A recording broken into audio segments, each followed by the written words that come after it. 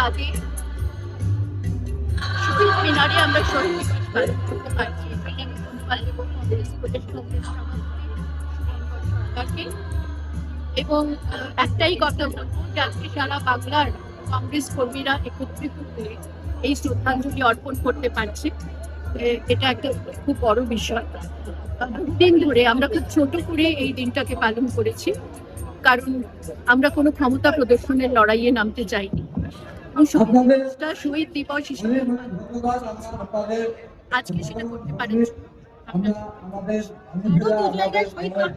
দেখুন, এটা নিয়ে আমি কোনো মন্তব্য করতে চাই না। শহীদদের নিয়ে রাজনীতি করাটা কংগ্রেসের রাজনীতি নয়, আমাদের উদ্দেশ্য নয়, আমাদের আদর্শ।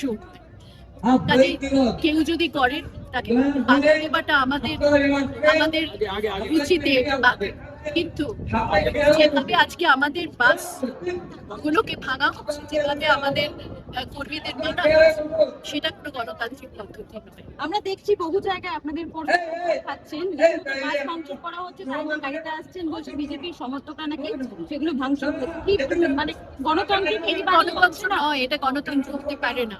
আমরা নির্বাচনেও দেখেছি কোনো গণতান্ত্রিক পদ্ধতিকে ফলো করা হয়েছে এবং এখনো সারা ভারতবর্ষের বিজেপি রাহুল গান্ধীকে এতটাই ভয় পাচ্ছে এবং কংগ্রেসকে এতটাই ভয় পাচ্ছে যে তারা পদ্ধতিটা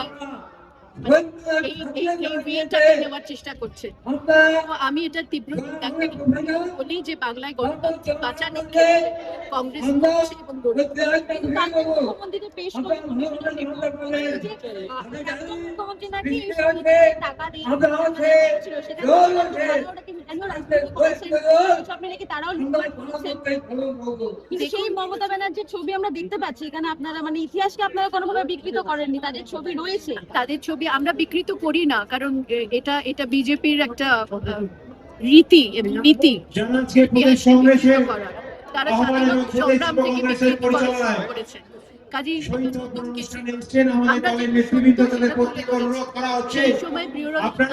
মোটর বাইক